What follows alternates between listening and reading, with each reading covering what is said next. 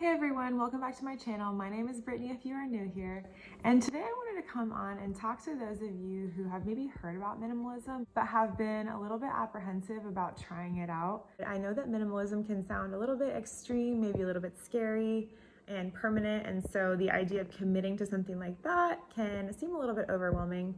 But I am here to give you some good news and to show you how to test it out today. So if that sounds interesting to you, please keep watching. Also, please rest assured that this is not a religion, it is not a cult, it's just a way of life, it's a practice, and you don't have to make it super extreme, you don't have to own 100 things or less. You can have a family, you can have a regular sized home, and you can still practice minimalism and reap great benefits from it. So this is not me coming on trying to convince you to make that leap so that you can be a minimalist. This is just me trying to get you to understand how you can try it out to benefit yourself so that you can make your life a little bit easier. I recommend if you want to try it out, but you're not 100% sure, especially if you've just come out of something a little bit traumatic or dramatic, and you're wanting to make this huge change, but you're worried there may be some regret involved. Start with a space that's not going to be really difficult. So maybe not your bedroom closet or your garage where you have maybe a bunch of stuff. Maybe your kitchen.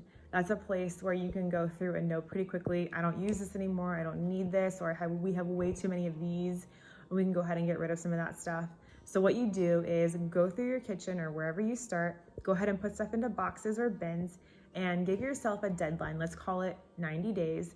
And once you hit that 90-day mark, you say, okay, I've already committed to, if I hit this 90 days and I haven't gone back for these items, that I'm gonna go ahead and let them go. I'm gonna either donate them or sell them.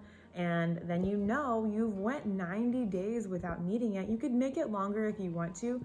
The point is to show yourself that you haven't used it in X amount of time. What's gonna change in the next 90 days or the next 6 months that would make you need it?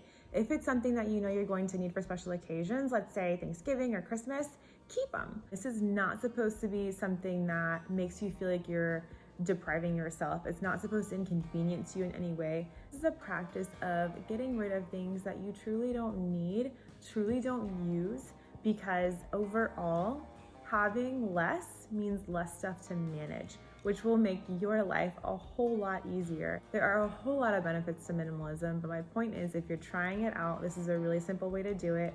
Box it up, put it away in the garage or stick it in a closet that you don't go to very often. And after that amount of time, you can decide, I really don't need this stuff, or okay, maybe 1 or 2 things I do need, and the rest of it, you're comfortable with letting it go because you haven't used it in a long time anyway. So that is a great way to get started with minimalism if you're not 100% sure. Whatever you do, don't put so much pressure on yourself. Again, this is not something where you have to go in and purge your entire home. People who do like packing parties or they get rid of a lot of stuff really quickly, they're ready for it. They have thought about it. Mentally, they are there and they reap the benefits quickly. If you have any questions, drop them in the comments below. I would love to answer all the questions you may have. I'm a complete open book. If you found this video helpful, please go ahead and give it a thumbs up. Subscribe if you haven't already, and I will see you again very soon. Bye.